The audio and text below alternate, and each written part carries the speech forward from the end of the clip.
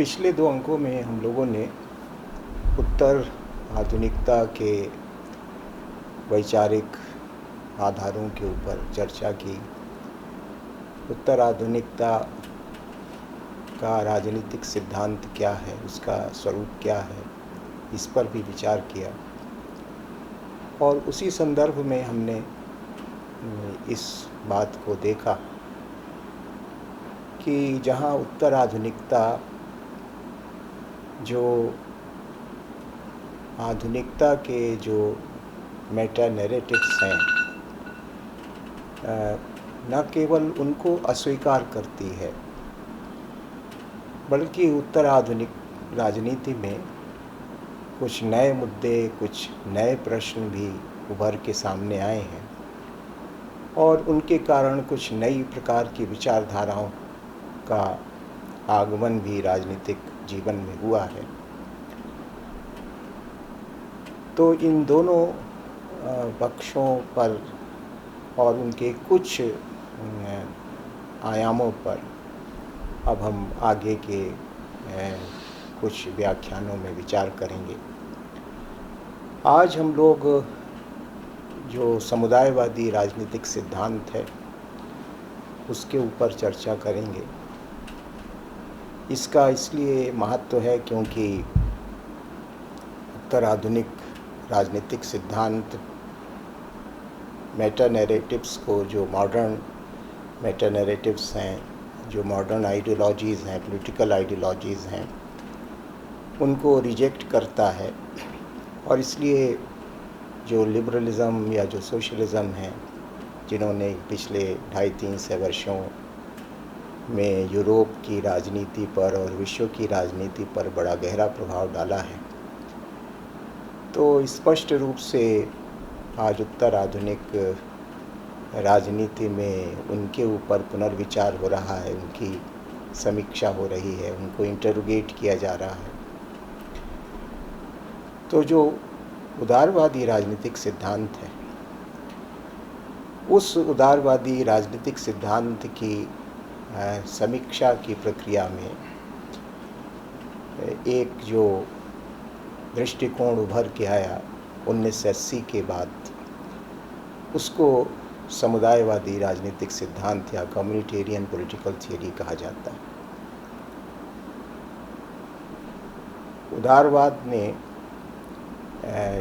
जिस प्रकार से व्यक्ति को देखा, जिस प्रकार से उसके अधिकारों और स्वतंत्रताओं को देखा, जिस प्रकार से उन्होंने राज्य की भूमिका के ऊपर विचार किया, उन सभी को ये समुदायवादी विचारक अस्वीकार करते हैं और ये मानते हैं कि जो उदारवादी राजनीतिक सिद्धांत है वो नितांत व्यक्तिवादी, बुद्धिवादी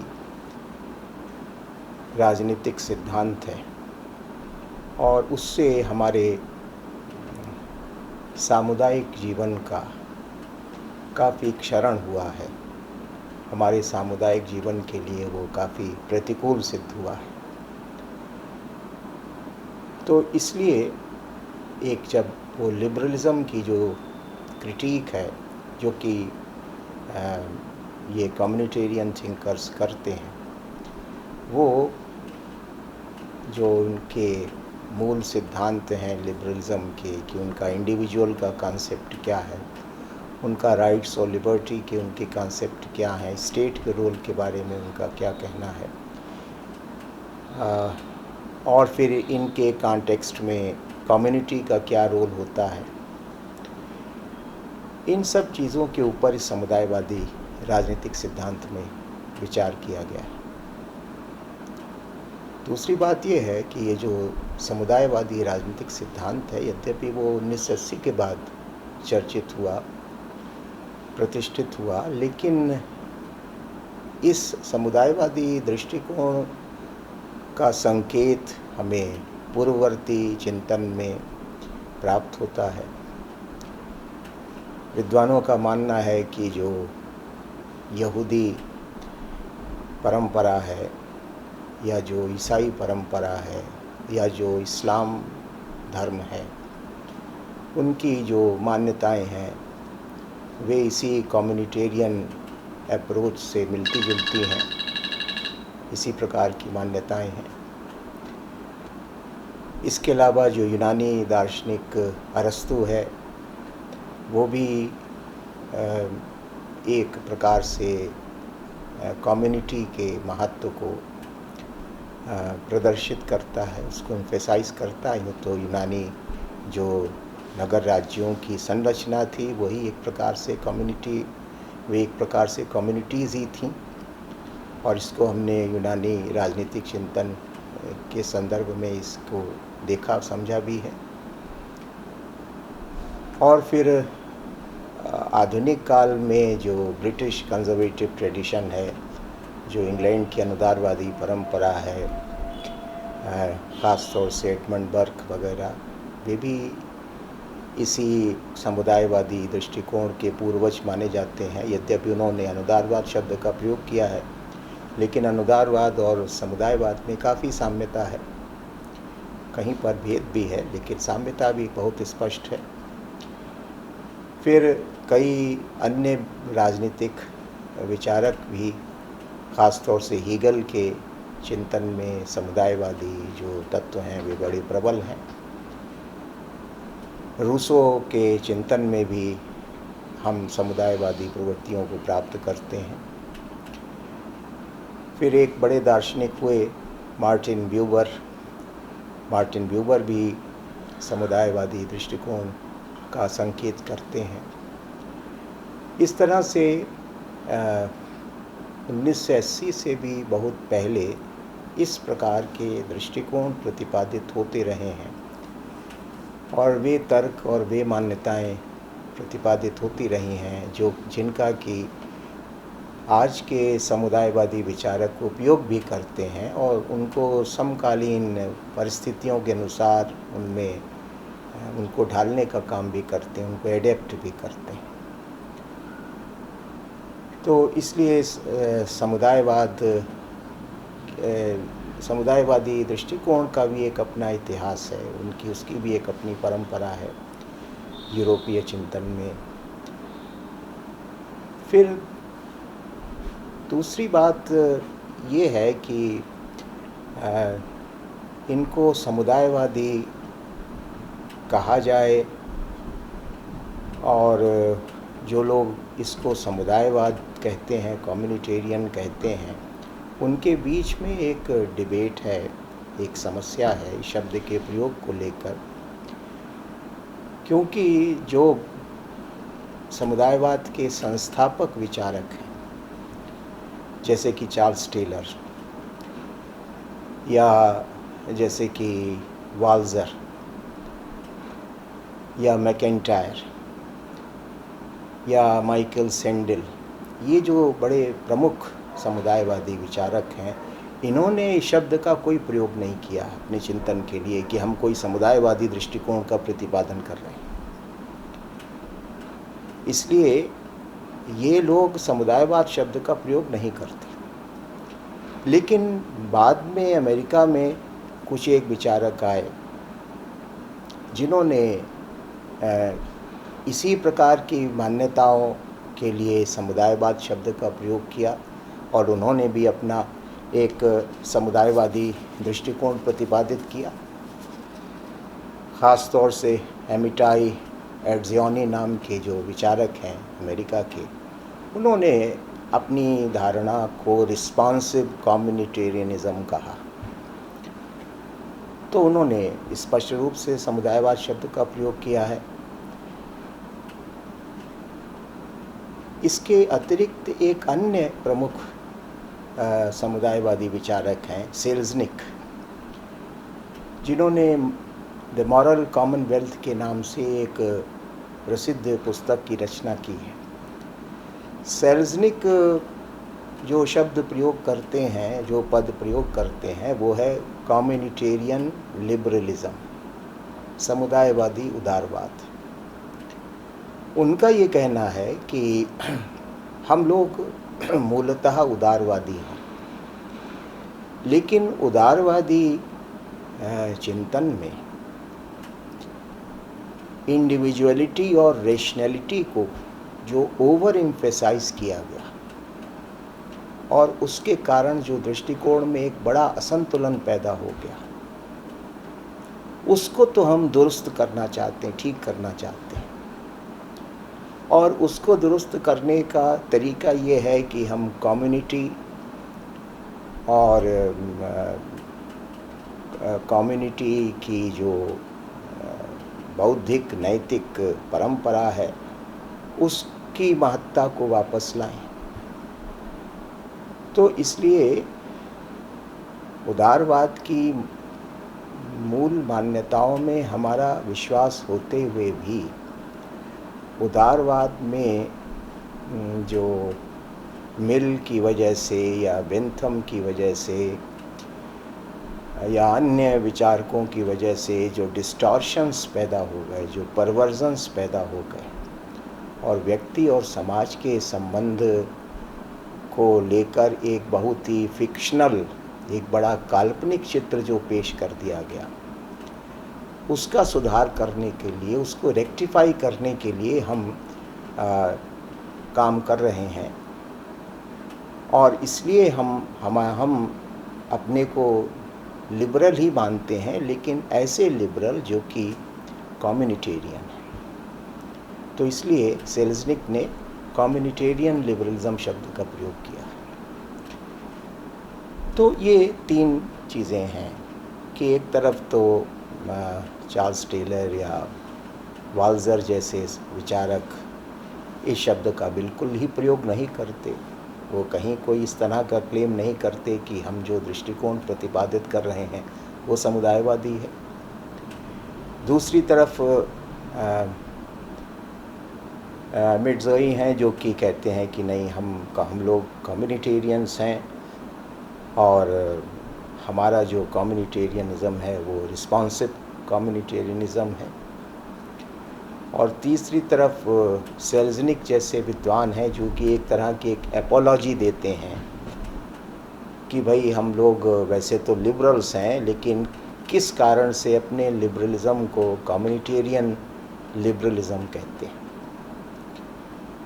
तो ये एक चीज़ हमें इस पदावली के ये जो फ्रेज़ोलॉजी इस्तेमाल हुई कम्युनिटेरियनिज़म, इसके बारे में ये चीज़ जाननी चाहिए कि समुदायवाद शब्द का प्रयोग करने को लेकर थोड़ी मत भिन्नता है, लेकिन समुदायवाद की जो मूलभूत मान्यताएं हैं उनको लेकर कोई इस प्रकार की समस्या ज़्यादा दिखाई नहीं पड़ती। थोड़ा बहुत डिफरेंस ऑफ ओपिनियन है, लेकिन कुछ जो बेसिक टेनेट्स हैं उस पर सभी लोग एग्री करते हैं। इसके बाद फिर एक पक्ष ये है, और जैसा कि आज के जो समुदायवाद के जो अध्येता हैं या समुदायवाद के जो समीक्षक हैं वो ये कहते हैं कि समुदायवाद के 3 कैंप्स दिखाई पड़ते हैं, समुदायवाद के 3 शिविर दिखाई पड़ते हैं वैचारिक जगत में। यानी उनका मानना है कि जो कम्युनिटेरियनिज़म भी है वो उसमें थोड़ा उसमें भी 3 धाराएं हैं और उनमें थोड़ा डिफरेंस है, थोड़ा बहुत मतांतर है। तो इसलिए वो कहते हैं कि कम्युनिटेरियनिज़म के 3 कैंप्स विद्यमान हैं। सबसे पहला जो कैंप है वो तो जैसा कि मैंने आपको बताया कि जो फाउंडर्स हैं कम्युनिटेरियनिज़म के, चार्ल्स टेलर या वाल्जर या मैकेंटायर या माइकल सैंडल, जिन्होंने समुदायवाद के दार्शनिक और वैचारिक आधारों का प्रतिपादन किया। यानी उन्होंने लिबरलिज़म की जो बेसिक पोस्टुलेट्स हैं, जो मूल मान्यताएं हैं, उनको चुनौती देते हुए और उनकी कमियों को स्पष्ट रूप से सामने रखते हुए एक समुदायवादी दृष्टिकोण प्रतिपादित किया है। समुदाय की महत्ता और समुदाय की क्या भूमिका होती है व्यक्ति के विकास में या व्यक्ति के निर्माण में, इसको उन्होंने बहुत गंभीर दार्शनिक और वैचारिक धरातल पर प्रतिष्ठित किया। तो एक तरफ तो ये लोग हैं जो कि समुदायवाद को एक स्ट्रॉन्ग इंटेलेक्चुअल फाउंडेशन देने का काम करते हैं, और इसमें कई लोग और भी हैं, जैसे कि श्लोमो एबिरेनी है, एक विचारक, एक दार्शनिक, सेला बेन हबीब हैं, विलियम गाल्स्टन है,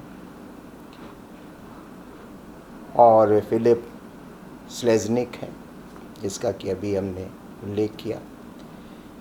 और ये ज़्यादातर जो कम्युनिटेरियन थिंकर्स हैं ये अमेरिकन पॉलिटिकल फिलोसफर्स हैं, अमेरिका के राजनीतिक दार्शनिक, लगभग सभी। तो एक तो ये लोग हैं जो कि ये कहते हैं कि हम लोग लिबरलिज़म को रिजेक्ट करते हैं। कुछ लोग इसमें से कहते हैं कि हम लोग लिबरलिज़म को रिजेक्ट करते हैं, स्वीकार करते हैं, और कुछ लोग कहते हैं कि नहीं, लिबरलिज़म की कुछ मूलभूत मान्यताएं तो ठीक हैं, लेकिन जो डिस्टॉर्शंस हैं उनको दूर करने के लिए हम लिबरलिज़म का रिकंस्ट्रक्शन कर रहे हैं, उदारवाद को पुनर्निर्मित कर रहे हैं, पुनर्गठित करने का काम कर रहे हैं। तो ये विचारक हैं और ये सभी राजनीति शास्त्री हैं, पॉलिटिकल साइंटिस्ट हैं। दूसरा जो कैंप है कम्युनिटेरियन थियरी का, वो हमको ईस्ट एशिया में दिखाई पड़ता है। और ये जो ईस्ट एशियन कम्युनिटेरियनिज़म है, ये इसके लिए एक अन्य शब्दावली भी चलती है, अथॉरिटेरियन कम्युनिटेरियनिज़म, क्योंकि ये जो इस प्रकार का जो समुदायवाद है, ईस्ट एशियन जो कम्युनिटेरियनिज़म है, उसके मुख्य गढ़ पूर्वी एशिया के देश माने जाते हैं। कि ये जो पूर्वी एशिया के देश हैं, ख़ास तौर से चीन या मलेशिया या सिंगापुर, यहाँ पर जो एशियन वैल्यूज़ हैं वो बड़ी प्रबल हैं। और एशियन वैल्यूज़ प्रबल होने का मतलब यह है कि इन देशों में समुदाय और समाज को विशेष महत्ता दी जाती है, और उसके प्रति व्यक्ति का संबंध और व्यक्ति के दायित्वों को बहुत महत्वपूर्ण माना जाता है। इसलिए ये जो पूर्वी एशिया के देश हैं, यहाँ पर वो व्यक्तिवादी या अधिकारवादी जो दृष्टि है, जो कि पश्चिमी देशों में प्राप्त होती है, इंडिविजुअल सेंट्रिक, राइट सेंट्रिक जो दृष्टि है, वो प्राप्त नहीं होती। इस अर्थ में ये जो सोसाइटीज़ हैं वो लिबरल सोसाइटीज़ नहीं हैं, कम्युनिटेरियन सोसाइटीज़ हैं, क्योंकि इसमें कम्युनिटी के महत्व और व्यक्ति और कम्युनिटी के बहुत ही घनिष्ठ संबंध, और फिर व्यक्ति के कम्युनिटी के प्रति क्या ऑब्लिगेशंस हैं, क्या रिस्पॉन्सिबिलिटीज़ हैं, इनको बहुत एम्फेसाइज किया जाता है। तो ये जो ईस्ट एशिया है, ये इस ईस्ट एशिया में भी ये कम्युनिटेरियन व्यू पॉइंट फलता फूलता नज़र आता है। और इसके लिए वहाँ पर जो राज्य हैं वे अपनी शक्ति का प्रयोग भी करते हैं कि जो कम्युनिटी का सेंस है वो स्ट्रांग हो। और इसलिए वो जो जैसे चीन है या सिंगापुर में ली कुआन यू का जो शासन था, या मलेशिया में महातीर मोहम्मद का जो शासन रहा है, वो काफ़ी स्ट्रांग गवर्नमेंट थी, और वे लोग राज्य की शक्ति का प्रयोग करके समुदायवादी विचार को दृढ़ करने का काम करते थे, और जो अधिकार वगैरह, स्वतंत्रता वगैरह के प्रश्नों को वो कहते थे ये सब एनार्की पैदा करने वाले सिद्धांत हैं, ये सब अराजकता पैदा करने वाले सिद्धांत हैं, इनसे हमें दूर रहना चाहिए। तो कम्युनिटी का महत्व और एक कम्युनिटी के, एक श्रेष्ठ कम्युनिटी के निर्माण के लिए राज्य की शक्ति की महत्ता, इसीलिए इन लोगों को अथॉरिटेरियन कम्युनिटेरियंस भी कहा जाता है। तो एक दूसरा जो कैंप है वो हम इस प्रकार से देखते हैं। और इसका जो तीसरा कैंप है वो है रिस्पॉन्सिव कम्युनिटेरियनिज्म की धारणा, जिसका कि प्रतिपादन, जैसा कि अभी मैंने बताया, एमिटाई एट्जियानी नाम के एक विचारक भी हैं, एक्टिविस्ट भी हैं अमेरिका में, उन्होंने इस धारणा का प्रतिपादन किया, रिस्पॉन्सिव कम्युनिटेरियनिज्म। अब ये रिस्पॉन्सिव कम्युनिटेरियनिज्म का मतलब ये है कि एट्जियानी कहते हैं कि ये जो चार्ल्स टेलर वगैरह का जो समुदायवाद है वो थोड़ा सा उसमें एक दूसरे प्रकार का इम्बैलेंस हमें दिखाई पड़ता है, असंतुलन दिखाई पड़ता है कि समुदाय को बहुत महत्व दे दिया जाता है। उनका ये मानना है कि एक श्रेष्ठ समाज में व्यक्ति की स्वायत्तता और समुदाय की महत्ता, इन दोनों की आवश्यकता होती है। ये दोनों चीज़ें चाहिए। गुड सोसाइटी को अगर हमें क्रिएट करना है तो उस एक गुड सोसाइटी में इंडिविजुअल ऑटोनॉमी के लिए भी स्थान होना चाहिए और कम्युनिटी की सिग्निफिकेंस को भी समझना चाहिए। दोनों के बीच हमें संतुलन बैठाना चाहिए, दोनों के बीच एक बैलेंस होना चाहिए। किसी भी तरफ किसी भी एक तरफ ज़्यादा झुकाव होने से गुड सोसाइटी नहीं पैदा होती। अगर इंडिविजुअल की ऑटोनॉमी या इंडिविजुअल की राइट्स और लिबर्टीज़ पर बहुत ज़्यादा एम्फेसिस दिया जाएगा तो वो एक प्रकार का इम्बैलेंस पैदा होगा। उससे समाज में अपने प्रकार के संकट और प्रश्न पैदा हो जाएंगे। और अगर कम्युनिटी के ऊपर बहुत ओवर एम्फेसिस होगा तो उससे फिर अथॉरिटेरियन ऑटोक्रेटिक टेंडेंसीज़ के बढ़ने का ख़तरा रहता है। तो इसलिए दोनों की तो आवश्यकता है और दोनों के बीच एक सामंजस्य, एक संतुलन होना बहुत आवश्यक है एक सद समाज की संरचना में। यानी इंडिविजुअल राइट्स और ऑब्लिगेशंस दोनों का स्थान होना चाहिए। इंडिविजुअल राइट्स और सोशल ऑब्लिगेशंस, सोशल रिस्पॉन्सिबिलिटीज़, दोनों के संतुलन से एक सद समाज की स्थापना होती है, ऐसा इनका मानना है। तो अमेरिका में इन्होंने इसको एक मूवमेंट के तौर से चलाया हुआ है, आजकल काफ़ी वो प्रबल है और वो केवल एक विचार नहीं है बल्कि एक मूवमेंट बन चुका है। और एमिटाई एट्जियानी जो है वो एक जर्नल निकालते हैं, एक पत्रिका निकालते हैं इस रिस्पॉन्सिव कम्युनिटी के नाम से। वे समय समय पर गोष्ठियाँ करते रहते हैं। उन्होंने एक अपनी अलग से वेबसाइट भी बनाई हुई है। वे समय समय पर देश के विभिन्न भागों में लोगों से भी मिलते जुलते हैं, पत्र पत्रिकाओं के माध्यम से, टेलीविज़न के माध्यम से भी अपने विचारों का प्रसार प्रचार करते हैं। तो इसलिए ये जो रिस्पॉन्सिव कम्युनिटेरियनिज़म है ये एक मूवमेंट के तौर से अमेरिका में चल रहा है। और दूसरी बात यह है कि इस रिस्पॉन्सिव कम्युनिटेरियनिज़म के साथ मुख्य रूप से जो बड़े समाजशास्त्री हैं वे जुड़े हुए हैं, जो बड़े सोशलॉजिस्ट हैं वो जुड़े हुए हैं, और वो कई लोग हैं, जैसे कि रॉबर्ट बेला, जैसे कि रॉबर्ट निस्बेट या टॉनीज़, फ्रेडरिक टॉनीज़, और भी कई बड़े समाजशास्त्री इस रिस्पॉन्सिव कम्युनिटेरियनिज़म के साथ जुड़े हुए हैं। तो इस प्रकार से हम देखते हैं कि समुदायवादी विचार के अंतर्गत 3 धाराएं हैं जिनमें थोड़ा बहुत मतभेद है, मतांतर है, लेकिन जो इसेंशियल उनका जो व्यू है उसमें कोई अंतर नहीं है। वो तीनों धाराओं के लोग लगभग एक जैसा दृष्टिकोण रखते हैं।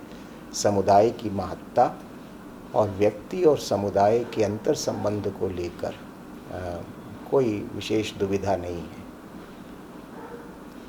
तो ये भी एक पक्ष है जो कम्युनिटेरियन पॉलिटिकल थियरी है उसके साथ में। अब जो दूसरी बात है वो ये है कि समुदायवाद के जो मूल सिद्धांत हैं, जो उनकी मूल मान्यताएं हैं, वो मान्यताएं क्या हैं। उसमें पहली बात तो ये है कि व्यक्ति की अवधारणा उनकी क्या है, उनका इंडिविजुअल का क्या कॉन्सेप्ट है। फिर दूसरी बात ये है कि वो राज्य की भूमिका को किस प्रकार से देखते हैं, स्टेट के रोल को, स्टेट के फंक्शन को किस तरह से देखते हैं। फिर कॉमन गुड का उनका जो विचार है, सामान्य हित का, जो कि एक महत्वपूर्ण विचार है, वो विचार क्या है। और फिर जो वो एक नैतिक सापेक्षतावाद का वो जो प्रतिपादन करते हैं, मॉरल रिलेटिविज़म का, वो मॉरल रिलेटिविज़म क्या है। ये चार बातें समुदायवाद के विषय में मूलभूत मान्यताएं हैं और इनको हमें संक्षेप में समझना है। अब जैसे पहली मान्यता है कि उनका व्यक्ति का क्या सिद्धांत है। उदारवाद व्यक्ति को जिस प्रकार से देखता है, समुदायवादी व्यक्ति को उस प्रकार से नहीं देखते। और उदारवाद के अध्ययन में हम लोगों ने इस विषय को देखा, समझा था कि उदारवाद जो है वो व्यक्ति को एक स्वकेंद्रित, स्वपर्याप्त, स्वतंत्र प्राणी के रूप में देखता है और ये मानता है कि हर व्यक्ति जो है उसके, हर व्यक्ति के कुछ अधिकार, कुछ स्वतंत्रताएं होती हैं और व्यक्ति अपने में एक प्रकार से साध्य है, उसके अधिकार, उसकी स्वतंत्रताएं एक प्रकार से साध्य हैं। ख़ास तौर से जो लिबर्टेरियनिज़म है, जो उग्र स्वातंत्रवाद है, जिसका कि हम लोगों ने अध्ययन किया, वो तो व्यक्ति की ऑटोनॉमी के ऊपर बहुत अधिक बल देता है। यानी उनका कहना है कि व्यक्ति जो है वो अपने जीवन का स्वामी स्वयं है, वो अपने हित का सबसे अच्छा निर्णायक है, वो अपने लक्ष्यों का सबसे अच्छा निर्णायक है और उचित अनुचित का, मूल्यों का निर्धारण भी वो अपने लिए स्वयं करता है, जिसको लिबरल पॉलिटिकल थियरी में कहते हैं कि इंडिविजुअल एक ऑटोनॉमस मॉरल एजेंट है। तो ये जो इंडिविजुअल की जो ऑटोनॉमी है उसको इस तरह से एब्सोल्यूट मानना, पूर्ण मानना, समुदायवादियों की दृष्टि में यही सबसे बड़ा दोष है उदारवादी विचारधारा में। क्योंकि वो जिस प्रकार से व्यक्ति का चित्रण कर रहे हैं, वास्तविक मनुष्य तो वैसा होता नहीं। ये एक कल्पित मान्यता है व्यक्ति की, वास्तव में मनुष्य वैसा नहीं होता। क्योंकि वास्तव में मनुष्य, जिसको वो जो शब्दों का प्रयोग करते हैं कि वास्तव में व्यक्ति कॉन्टेक्सचुअलाइज्ड होता है, व्यक्ति का एक संदर्भ होता है, वास्तव में व्यक्ति सिचुएटेड होता है, वास्तव में व्यक्ति एम्बेडेड होता है। इन सब शब्दों के माध्यम से वो ये स्पष्ट करते हैं कि कोई भी व्यक्ति अपने समुदाय की उपज होता है। उसकी जो भाषा है, उसके जो विचार हैं, उसकी जो रुचि अरुचि है, उसके जो हित अहित की धारणा है, उसके जो जीवन के लक्ष्य हैं, यानी इन सब चीज़ों का जो मुख्य स्रोत होता है वो उसकी कम्युनिटी होती है। उस तरह का एब्स्ट्रैक्ट इंडिविजुअल, डिस्क्रीट इंडिविजुअल जिसकी बात लिबरल्स करते हैं, वैसा तो होता नहीं। यानी जब हम जिस समुदाय में हम जन्म लेते हैं, उस समुदाय का गहरा रंग, गहरा प्रभाव हमारे व्यक्तित्व पर पड़ जाता है। और हम सेल्फ डिटरमिन्ड नहीं होते हैं, हम अपने को स्वयं निर्धारित नहीं करते हैं, बल्कि हमारी कम्युनिटी बहुत दूर तक हमको डिटरमिन करती है, निर्धारित करती है।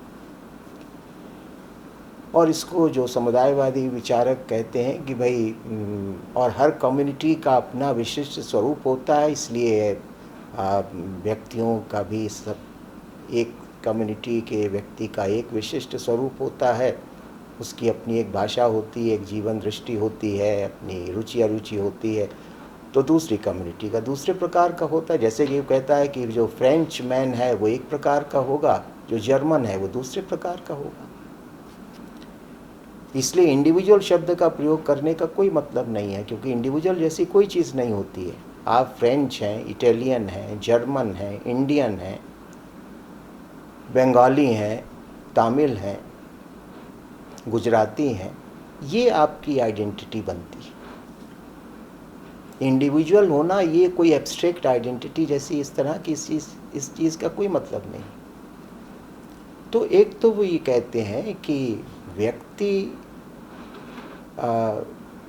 हर व्यक्ति का एक कॉन्टेक्स्ट होता है, और उसका जो कॉन्टेक्स्ट होता है वो उसकी प्रकृति को, उसके स्वरूप को बहुत दूर तक निर्धारित कर देता है।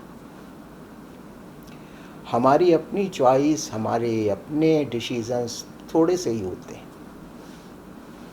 काफ़ी कुछ हमारा जो समुदाय है वो हमको मार्गदर्शन करता है, हमारे स्वरूप का निर्धारण करता है, हमारे दृष्टिकोण का निर्माण कर देता है, हमको भाषा देता है, हमको संस्कार देता है, हमको जीवन की एक दृष्टि देता है। तो इसलिए कम्युनिटी का बहुत महत्वपूर्ण है, जिसको हीगल ने कहा है कि हर इंडिविजुअल एक सोशल डिपॉजिट होता है।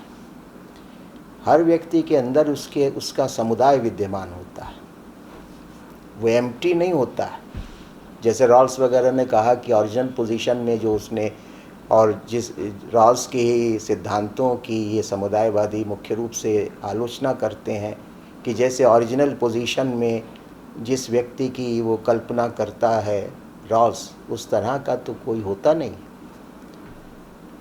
व्यक्ति उस प्रकार का नहीं होता है कि जो बिल्कुल अपने विषय में अनभिज्ञ हो या बिल्कुल क्लीन स्लेट हो, एम्प्टी हो। ऐसा तो कोई व्यक्ति नहीं होता। जो उसने अपने न्याय के सिद्धांत में, व्हील ऑफ इग्नोरेंस में, अज्ञानता के आवरण के पीछे जिस व्यक्ति की कल्पना की है, उस प्रकार का तो कोई व्यक्ति होता ही नहीं। वो केवल एक फिक्शन है, केवल एक कपोल कल्पना।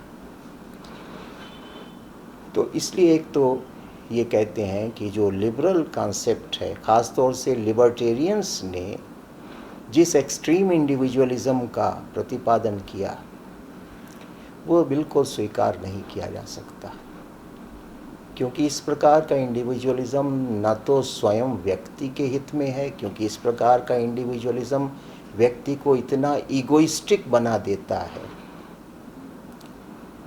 और व्यक्ति को समाज से इतना एलिनेट कर देता है, अलग थलग कर देता है कि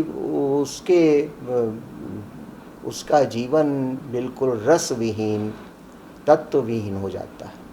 क्योंकि हम सोशल पॉलिटिकल एनिमल्स हैं। मनुष्य जो है वो सामाजिक प्राणी है, राजनीतिक प्राणी है, नैतिक प्राणी है, और ये सब चीज़ें समाज में रह के हमको प्राप्त होती हैं। तो हमको सारी श्रेष्ठताओं से वियुक्त कर देना, ऐसे इंडिविजुअल का कोई मतलब नहीं।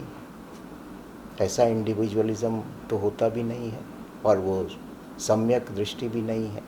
दूसरी बात वो ये कहते हैं कि लिबरलिज्म कहता है कि कोई कॉमन गुड जैसी कोई चीज़ नहीं होती। हर व्यक्ति अपने गुड को, अपने लिए क्या अच्छा बुरा है, इसका निर्धारण स्वयं करता है।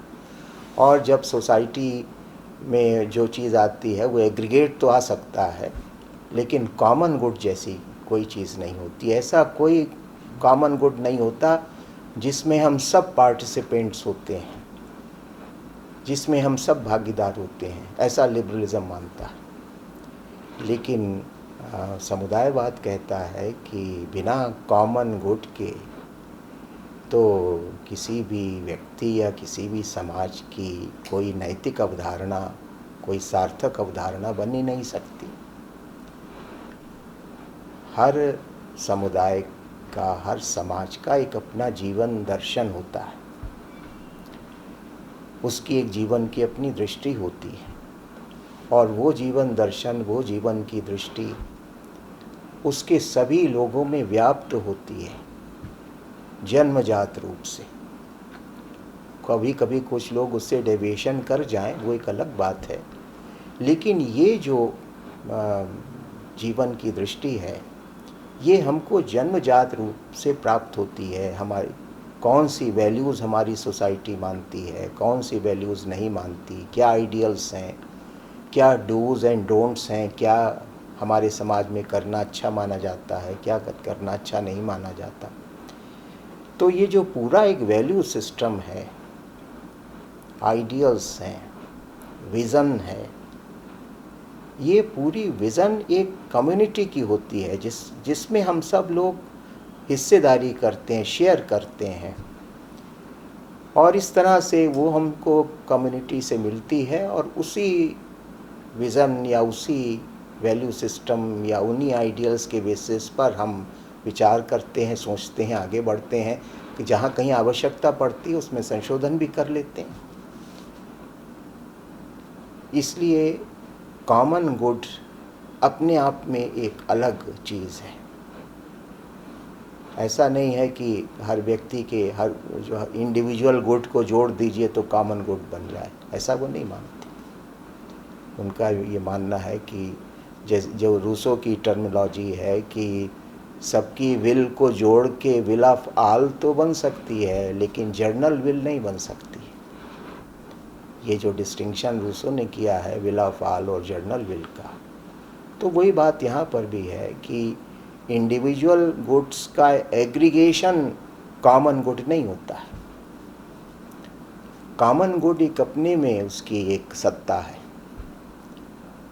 वो एक समुदाय की जीवन दृष्टि का नाम है जो कि उसको इतिहास से, परंपरा से प्राप्त होती रहती है, जनरेशन टू जनरेशन जो चलती रहती है, पीढ़ी दर पीढ़ी जो आगे बढ़ती रहती है, और हम सब लोग उसके पार्टनर्स हैं, उसके पार्टिसिपेंट्स हैं, और वो इस तरह से अतीत से मिलती है और भविष्य में भी वो उसकी लीगेसी को दिया जाता है और आने वाली पीढ़ियाँ उस लीगेसी को आगे बढ़ाने का काम करती हैं। तो इस तरह से, और फिर इसीलिए कम्युनिटी की जो कोर वैल्यूज़ होती हैं, किसी भी समुदाय के जो मूल आदर्श होते हैं, जो उसके मूल्य होते हैं, उनके प्रति हमारे मन में श्रद्धा, समर्पण और आज्ञाकारिता का भाव होना चाहिए। तब हम समाज, समुदाय का भी उन्नयन होता है और व्यक्ति का भी उन्नयन होता है। इसलिए जो कम्युनिटेरियन पॉलिटिकल थियरी है उसके लिए वैल्यूज़ वो नहीं है जो कि लिबरल्स के लिए। जैसे कि लिबरल्स के लिए लिबर्टी एक वैल्यू है, इक्वलिटी एक वैल्यू है, लेकिन कम्युनिटेरियन के लिए या राइट्स एक वैल्यू है, लेकिन एक कम्युनिटेरियन के लिए लॉयल्टी, ऑबीडियंस, कमिटमेंट, ये वैल्यूज़ हैं कि निष्ठा अपने समुदाय और सामुदायिक मूल्यों के प्रति, समर्पण का भाव, आज्ञा पालन का भाव, समुदाय के प्रति भक्ति की भावना, देशभक्ति की भावना, बलिदान करने की भावना, सेक्रीफाइस करने की भावना, ये कम्युनिटेरियन वैल्यूज़ होती हैं। ये कोर वैल्यूज़ हैं एक ऐसे समाज की जो कि समुदायवादी दृष्टिकोण पर आधारित होता है। रिस्पॉन्सिबिलिटी, उत्तरदायित्व, अपने उत्तरदायित्व को समझना, उसका निर्वहन करना। तो ये जो दृष्टिकोण है वो समुदायवाद को उदारवाद से अलग करता है। फिर वो राज्य की क्या भूमिका हो, राज्य की भूमिका को लेकर वो बहुत स्पष्ट हैं। जैसे कि उदारवादी कहते हैं कि राज्य की न्यूनतम भूमिका होनी चाहिए, क्योंकि व्यक्ति अपना कल्याण स्वयं कर लेगा, व्यक्ति अपने हित अहित का सर्वोत्तम ज्ञाता है, राज्य को केवल शांति व्यवस्था का काम करना है, बाकी जो इंडिविजुअल जो है वो अपने गुड को, अपने कल्याण के लिए स्वयं प्रयास करेगा, स्वयं प्राप्त करेगा। कम्युनिटेरियन ऐसा नहीं मानते।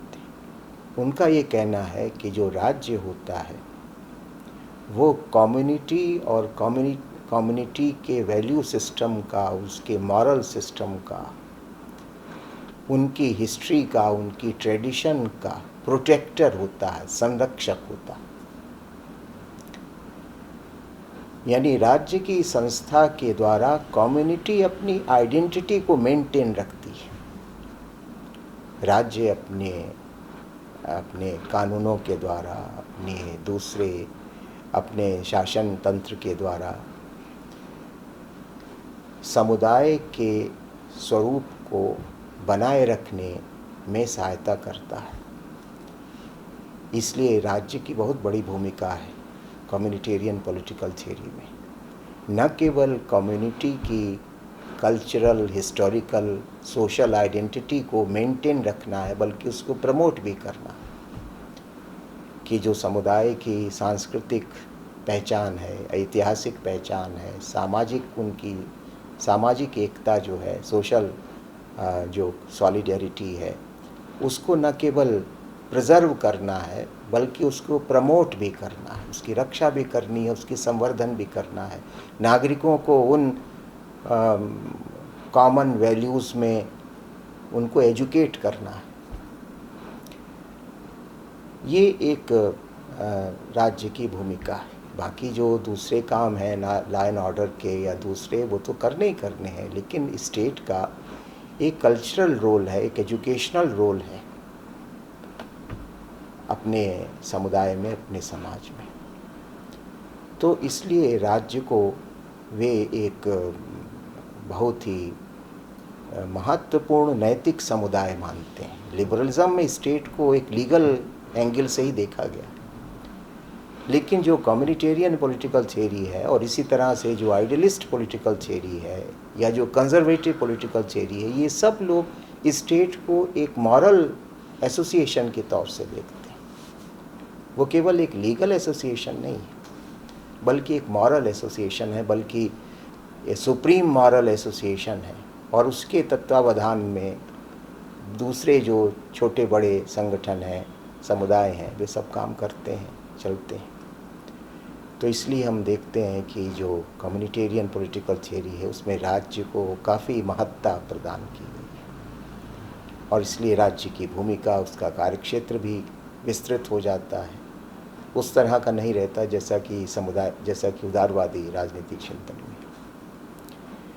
लेकिन साथ साथ वो कहते हैं कि सिविल सोसाइटी एक नया डायमेंशन है, जिसको कि ये रिस्पॉन्सिव कम्युनिटेरियन जिसको एम्फेसाइज करते हैं कि सिविल सोसाइटी का रोल भी बहुत महत्वपूर्ण है। स्टेट का रोल तो है ही,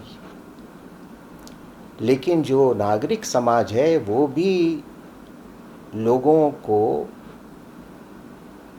समुदाय के मूल्यों में शिक्षित करने में बहुत बड़ी भूमिका निभाता है।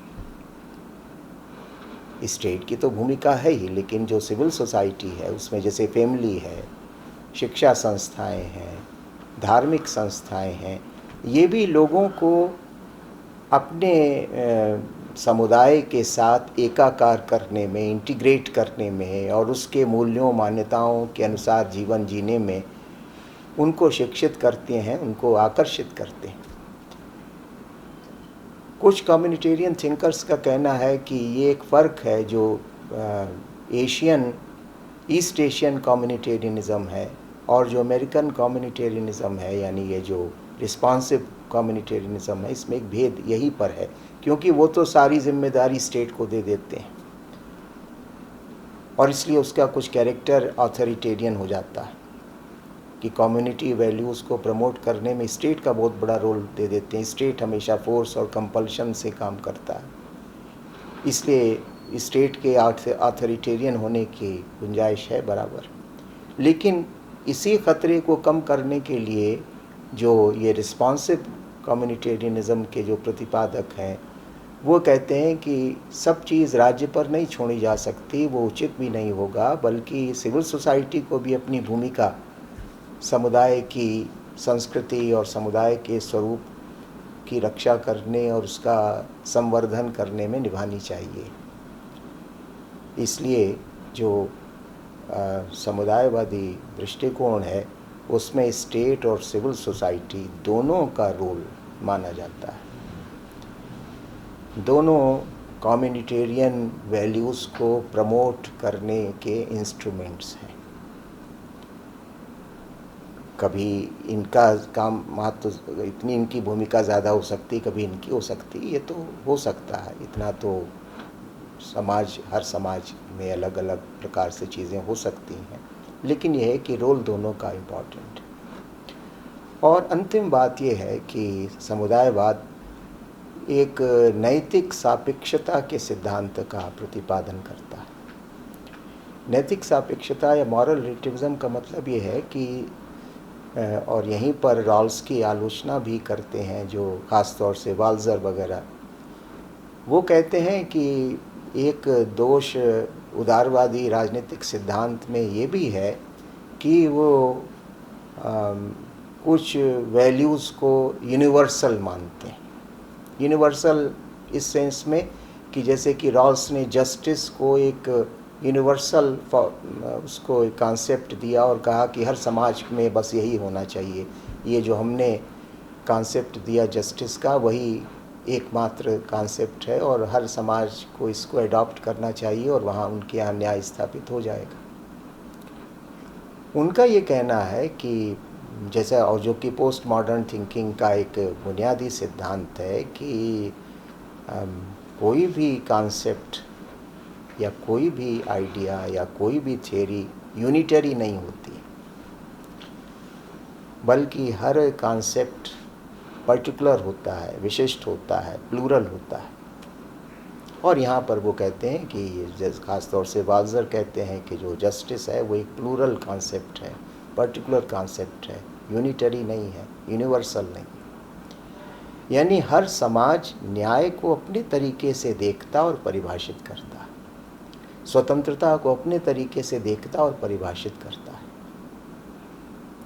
कोई सिंगुलर कॉन्सेप्ट जस्टिस का, लिबर्टी का, इक्वलिटी का या प्रॉपर्टी का या प्रॉपर्टी के डिस्ट्रीब्यूशन का नहीं हो सकता, बल्कि हर समुदाय अपनी प्रकृति के अनुसार, अपनी मान्यताओं के अनुसार इनको डिफाइन करता है, इनको परिभाषित करता है। इसको कहते हैं मॉरल रिलेटिविज्म, कि कोई भी यूनिवर्सली मॉरल प्रिंसिपल नहीं है, कोई यूनिवर्सल मॉरल प्रिंसिपल्स नहीं है, बल्कि जो भी मॉरल प्रिंसिपल्स हैं, जो भी कॉन्सेप्ट्स हैं, वो प्लूरल हैं और पर्टिकुलर हैं।